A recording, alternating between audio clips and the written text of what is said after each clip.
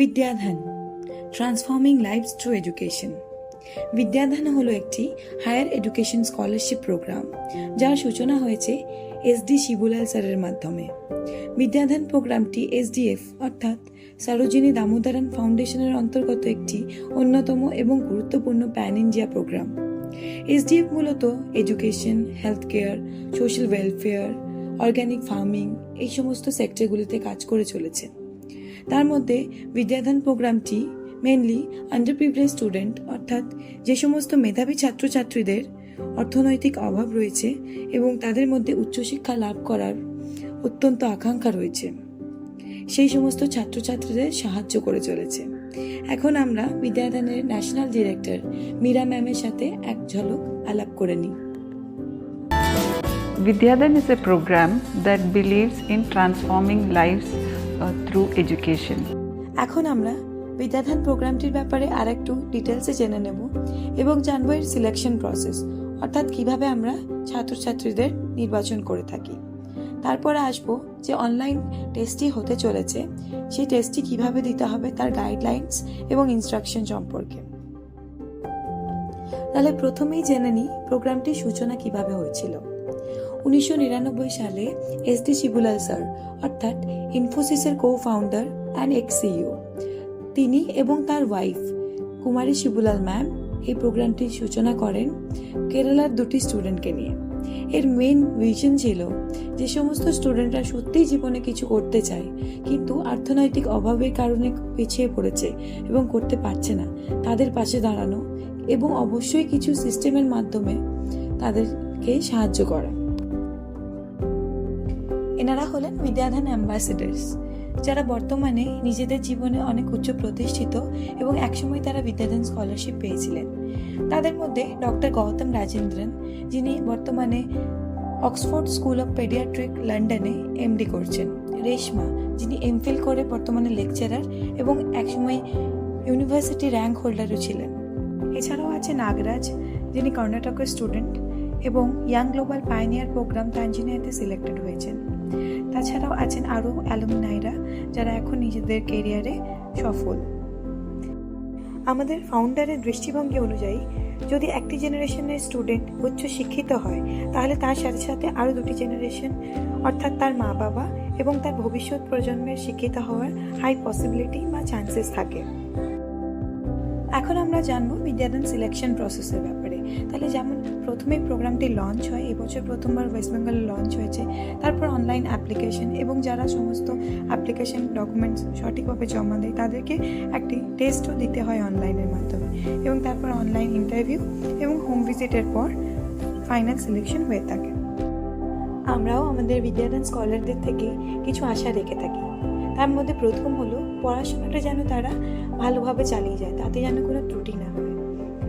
আমরা স্টুডেন্টদের জন্য বিশেষ কিছু ট্রেনিং প্রোগ্রাম, লাইফ স্কিল ডেভেলপমেন্টের জন্য বিশেষভাবে অ্যারেঞ্জ করে থাকি, তারা যেন সেগুলো অ্যাটেন্ড করে। তারপর কিছু ম্যান্ডেটরি ডকুমেন্টস থেকে থাকে যেগুলো তাদেরকে টাইমের মধ্যে সাবমিট করতে হবে, সেটা আমরা আশা রেখে থাকি যে তারা টাইমের মধ্যেই করবে। যখন তারা নিজের জীবনে স্টেবল হয়ে যায় এবং নিজের পায়ে দাঁড়িয়ে যায়, আমরা চাই তারাও যেন একইভাবে অন্তত একটি বাচ্চারও দায়িত্ব নিয়ে থাকে পড়াশোনার জন্য। যে সমস্ত টেকনোলজিগুলো আছে তার সদ্ব্যবহার করা, তার অপব্যবহার না করা। এবং লাস্ট হলো আমরা ট্রান্সপারেন্সিতে খুব বিশ্বাস করি, তাই আমরাও চাই যে সমস্ত তথ্য বা ডেটাগুলি স্টুডেন্টরা আমাদের দিয়ে থাকে তাতে যেন কোনো রকম মিথ্যে না থাকে, সমস্তটাই সত্য হয়ে থাকে। এইটুকুই। এখন আমরা জেনে নেব 2024-এর যে বিদ্যাধান স্কলারশিপ টেস্টটি হতে চলেছে তার প্রসেস সম্পর্কে। তো প্রথমেই জানিয়ে রাখি টেস্টটিতে যে সমস্ত কোয়েশ্চেন্স থাকবে সমস্ত এমসিকিউ অর্থাৎ মাল্টিপল চয়েস কোয়েশ্চেন্স থাকবে। ডিউরেশন হলো 1 ঘন্টা অর্থাৎ 60 মিনিটস। কোয়েশ্চেন পেপার ইংলিশ এবং বেঙ্গলি দুটো ল্যাঙ্গুয়েজে অ্যাভেলেবেল থাকবে। তোমাদেরকে পরীক্ষা দেওয়ার 15 মিনিট আগে জয়েন করে যেতে হবে, কারণ তার কিছুক্ষণ আগেই কুইলিগোর তরফ থেকে তোমাদের রেজিস্টার্ড মেইল আইডিতে মেইল আসবে। তারপরে এর কিছু গাইডলাইন আছে, সেই সম্পর্কে আমরা জেনে নিই। গাইডলাইন্সগুলি হলো এই অনলাইন টেস্টটি দেওয়ার সময় তোমরা যে কোনো অ্যান্ড্রয়েড মোবাইল ফোন ল্যাপটপ অথবা ডেস্কটপের সাহায্য নিতে পারো। তবে এটুকু নিশ্চিত হয়ে যেও যেন যেই জায়গা থেকে পরীক্ষাটি দিচ্ছ সেই জায়গার নেটওয়ার্ক কানেক্টিভিটি হাই থাকে, অর্থাৎ কোনোভাবেই যেন পরীক্ষার মাঝখানে পোর নেটওয়ার্ক কানেকশনের জন্য ডিসকানেক্ট না হয়ে যায়। এই পরীক্ষাটি ভিডিও এনাবেলড, অর্থাৎ তোমাদেরকে পরীক্ষা দেওয়ার সময় তোমাদের ফ্রন্ট ক্যামেরা অন রাখতে হবে এবং কোনোভাবেই যেন পিছন থেকে কেউ না আসে সেটুকু তোমাদের নিশ্চিত হতে হবে।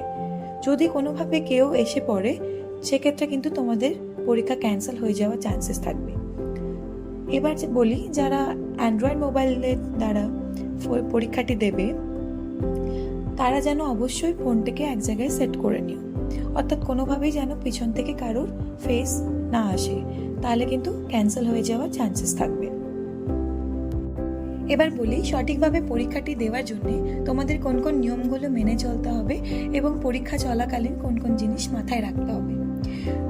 প্রথমেই চেষ্টা করবে যেখান থেকে পরীক্ষা দেবে সেখানে যেন অন্য কেউ প্রবেশ না করে, কারণ ক্যামেরাতে যদি 2 বা তার বেশি ফেস ডিটেক্ট হয়ে যায় তাহলে তোমার পরীক্ষা ক্যান্সেল হয়ে যাবে এবং তুমি ডিসকোয়ালিফাই হয়ে যাবে।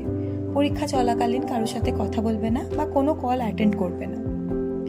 তোমার এবং তোমার ডিভাইস স্ক্রিনের দূরত্ব 1 থেকে 1.5 ফিটের মধ্যে থাকতে হবে এবং সমস্ত সময়টাই তোমার ফেস যেন ক্যামেরাতে থাকে সেই বিষয়ে নিশ্চিন্ত থেকো। পরীক্ষায় ইউজ করার জন্য তোমরা রাফ পেপার ইউজ করতে পারো, কিন্তু কোনোভাবেই ক্যালকুলেটর এবং ফোন ইউজ করবে না। পরীক্ষা চলাকালীন বা শেষ না হওয়া পর্যন্ত কোনোভাবেই তোমরা চেয়ার ছেড়ে উঠে যাবে না, সেক্ষেত্রেও তোমরা ডিসকোয়ালিফাই হয়ে যাবে। এবং কোনোভাবেই গুগল থেকে আনসার সার্চ করার চেষ্টা করবে না, সেক্ষেত্রে তোমরা ধরা পড়ে যাবে। এবার আমরা আসি প্রায়শই করে থাকা কিছু স্টুডেন্টদের কোয়ারি নিয়ে। প্রথমে স্টুডেন্টরা জিজ্ঞেস করে থাকে যে আইডি নাম্বার কি, স্টুডেন্ট আইডি কি।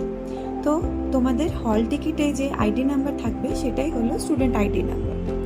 What will happen if time limit exceed? তো টাইম লিমিট এক্সিড হওয়া বলে এখানে কিছু নেই। যখনই 1 ঘন্টা কমপ্লিট হয়ে যাবে কোয়েশ্চেন পেপার অটোমেটিক্যালি সাবমিট হয়ে যাবে, অর্থাৎ অটোমেটিক্যালি তোমাদের আনসার শিট এখানে সাবমিট হয়ে যাবে।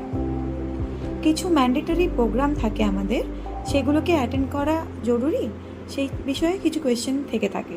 তো তার উত্তর হলো হ্যাঁ, অবশ্যই সেই ট্রেনিং প্রোগ্রামগুলো আমরা বিশেষ করে স্টুডেন্টদের জন্য করে থাকি এবং আমরা এক্সপেক্ট করে থাকি স্টুডেন্টরা অ্যাটেন্ড করবে। তো হ্যাঁ, অবশ্যই সেই সব ট্রেনিংগুলো তোমাদের অ্যাটেন্ড করে থাকা জরুরি। যদি তোমরা সেই ট্রেনিংগুলো অ্যাটেন্ড না করো সেক্ষেত্রে ডিগ্রি লেভেলের যে স্কলারশিপ, যেটা কন্টিনিউয়াস প্রসেসে চলতো, সেটা তোমাদের আটকে যাবে। আমরা কি পরের বছর অ্যাপ্লাই করতে পারি যদি এই বছর না সিলেক্টেড হই?